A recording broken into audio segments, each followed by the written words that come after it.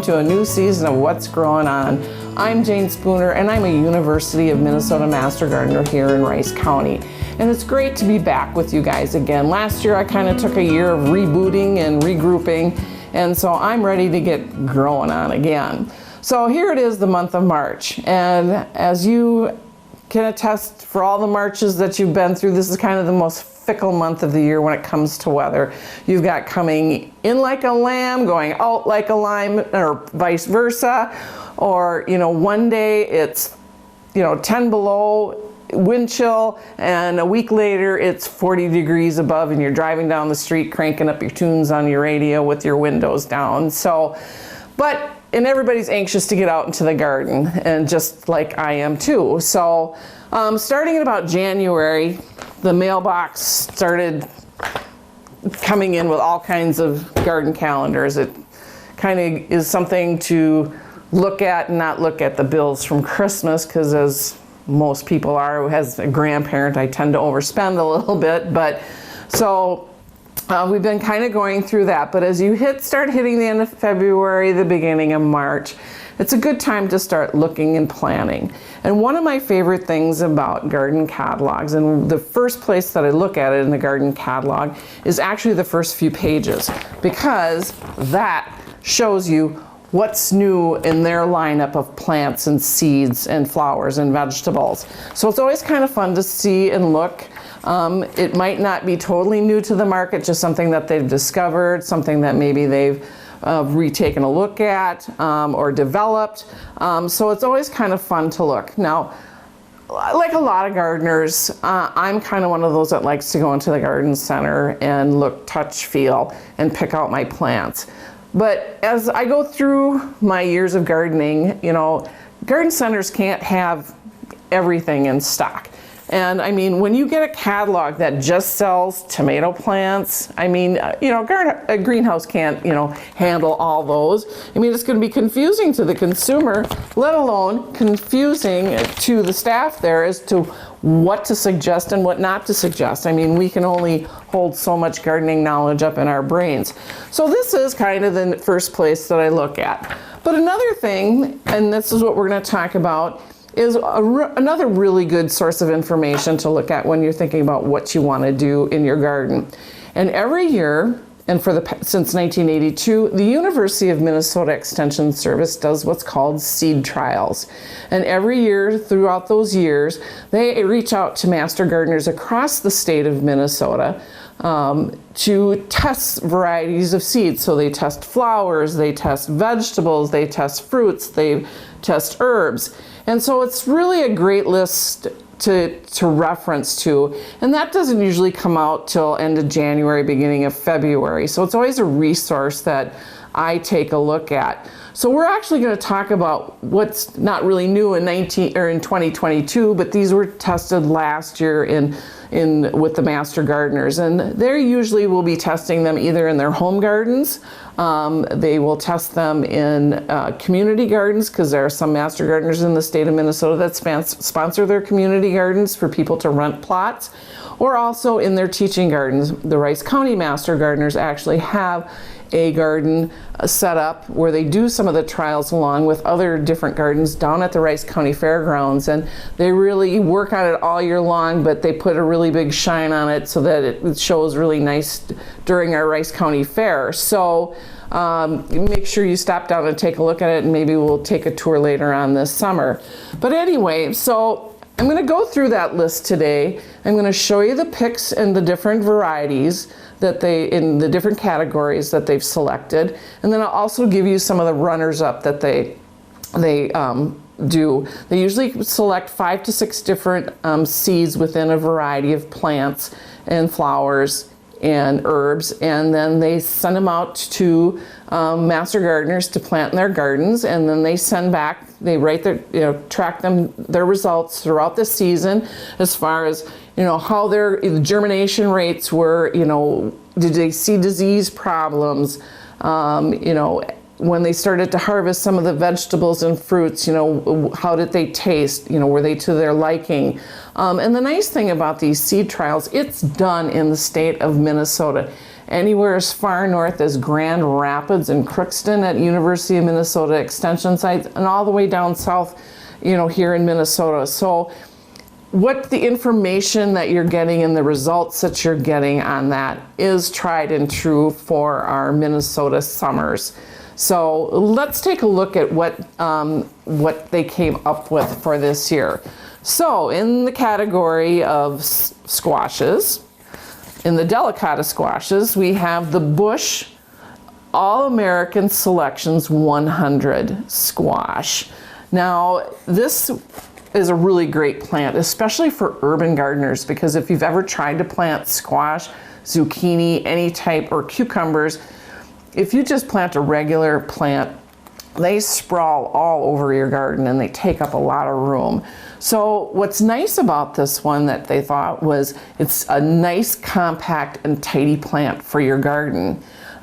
Their fruits are sweet and oblong. They almost taste like a sweet potato if you're a sweet potato fan.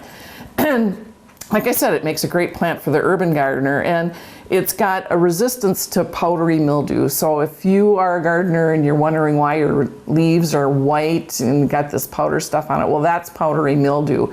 And not that it really does anything, it just kind of makes it look icky in the garden, and you kind of want your garden to look nice. So this is a really good powdery mildew resistant one. So this was actually the winner of that category. The other ones that they tried was Honeyboat, Johnny's JS, and this is from Johnny's Seeds, the Sweet Potato, the Zeppelin, and the Jester. So these were the ones that they tried in delicata. The Bush All-American winners was 100 was the winner. So in the category of dill, and this year the big winner was Teddy. And just look at those feathery little leaves. I grew up with my grandma growing this dill that had huge seed heads, and she would pick it and then throw it in the freezer. When she was ready to do her pickle canning, she would pull it out and put it in every jar to give it that dill flavor when she made her dill pickles. Now the nice thing about this is a fast growing dill, and it's also slow to bolt, especially when it gets hot. Sometimes herbs, more delicate herbs, will just tend to bolt and go to seed, and they get bitter and they just look unkempt. So this is really good. And it's also got a compact growth habit. Sometimes dill can get really big and unwieldy, fall over in the garden. And so this is a great, not only for the landscape, but good for containers. So, keep a pot of it on your back step so you can step out on your patio and snip some dill when you're making eggs or something, or to just garnish a meal, throw it on some salmon on the grill or whatever. And it's also a nice plant. It's a host plant, actually, in your butterfly garden for the Anna's swallowtail butterflies, where they'll come in and lay their eggs, and they'll hatch, and the caterpillars will come out and start eating a little bit more and create some cocoons, and so we'll support that butterfly habitat. And some of the other ones that they tried in that category was the bouquet, the thalia, the fern leaf, delight, and then green sleeves. So if you're a pepper fan, if you're a hot pepper fan, cayenne peppers. But the difference with this one is it's a sweet cayenne pepper. Most cayenne peppers have a bite to them. So this is a little bit different, whereas if you like the taste of a cayenne pepper but don't like the heat, this is the pepper for you. It's known for its, like I said, the heat, no heat, but just the sweetness of it. And it's got nice 12-inch long fruit. So it's very, very prolific in your garden. And so this is great. And it starts out as green, morphs to yellow, and then turns red in your garden. So you've got that beautiful color going on in your garden. Some of the other ones that they tried that came in were the Moulet's Red Hot, the Red Flame, the Large Thick Red, the Misla, and the Red Rocket. So again, fun names for your garden.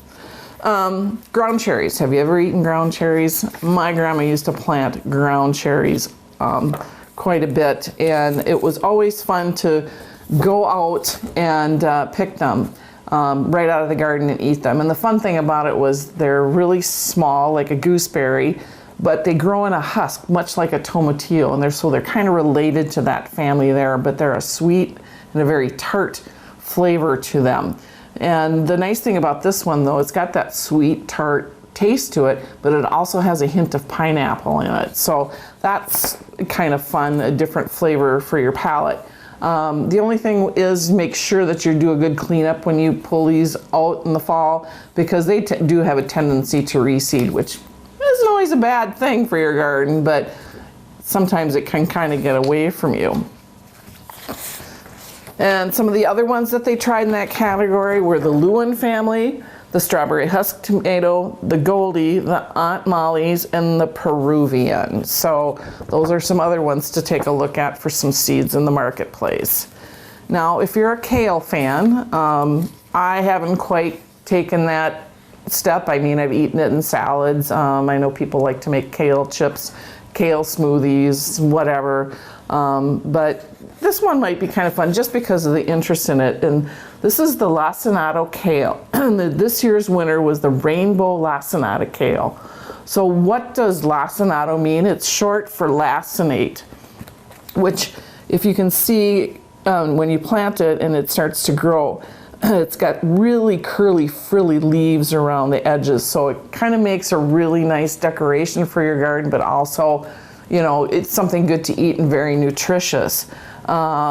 And it's also very cold hardy for Minnesota, which is really nice, so it can grow later into the season rather than, you know, being the first thing to freeze out in your garden. You know, and even plant a little extra, because then you can kind of take incorporate it into a pot with some of your mums that you do for your fall containers. So some of the other ones that they tried were Dazzling Blue, Black Magic Toscano, Nero di Toscana, and Tranchuda. So again, some really fun names. So in the onion category, if you're an onion fan, which I'm not an extreme onion fan, I'll use it for cooking and stuff, but just to eat it raw. So I'm just being honest here.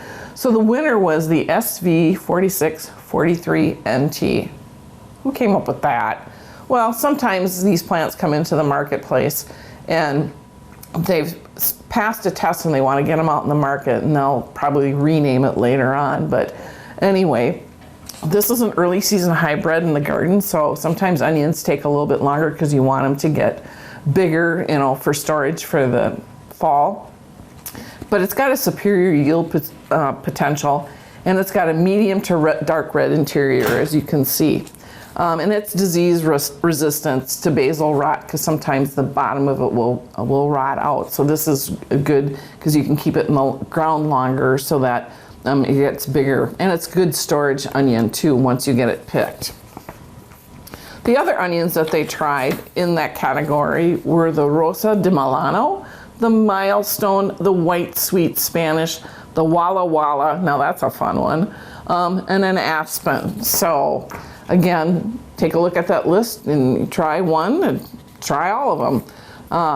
Now we're going to get to some of my fun favorites, and that's in the flower category. And this year was the White Cosmo, in the White Cosmos category. This was the Cupcake White Cosmos.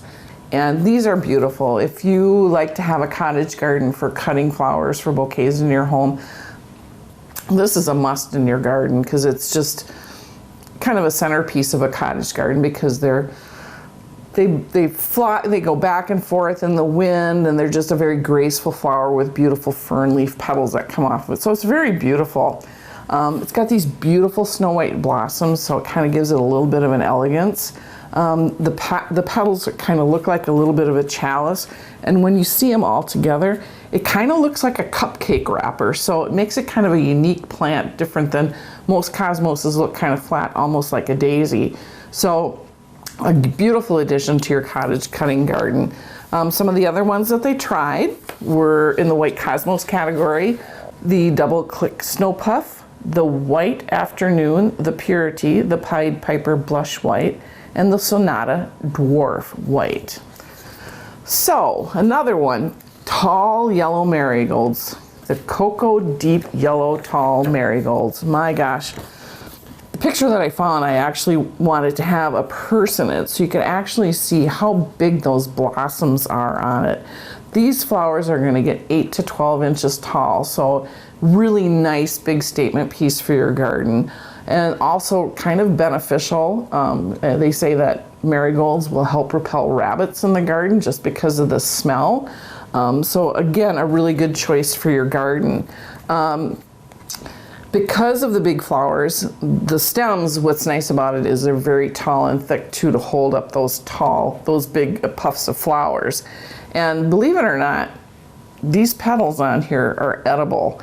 Now, I've never tried one just because they don't smell very nice, but they kind of have a citrus and spice flavor. And now but I'm going to caution you when you think about adding flower petals to like a salad for decoration and to be able to eat. You know, if you're using any chemicals or any pesticides or anything in your garden, just, you know, don't do that. If you're a natural gardener and you're using organics, you know, of course, always make sure to wash any of your fruits and vegetables that you take in your garden, whether or not you use pesticides or not. But so I would err on the side of caution. I'm not sure I'm ready to try that, but people have been known to do it. So, I mean, if you've got a brave palate, go ahead and try it. Some of the other ones that they tried along with that were the giant yellow, the smiles, the Mary Helen, the tall Sierra, and the yellow supreme. So those were all the plants that they had, that they tested, and they've chosen their winner. And so it's just, you know, it's a good place for you to start your garden, you know, and it's University of Minnesota tested. So that's what's really cool about the whole thing. You know, not that you know, some people might fail at it, but you know, it's still something to go on. Now, if you're looking to find out from other years what they tried in their gardens and what ones they selected and what other ones that they tried in those categories, I encourage you to go to the University of Minnesota Extension website, that's the website address, and then in the search feature, go to seed trials, and there will have an Excel spreadsheet all set up for you by year. It will have the categories, it will have the winner of that category, and then it will have all the other ones in it. So you can go back many years to see what they actually tried and tested. And then go home and then look in your catalog to see if you can find the seeds, or check out your local garden centers. So it's a great way to get going and starting on your garden. So thanks a lot for joining me. It's been great to be back. Great to see you. I look forward to seeing you out in the garden marts this year. Just think warm thoughts from here on out, and happy digging.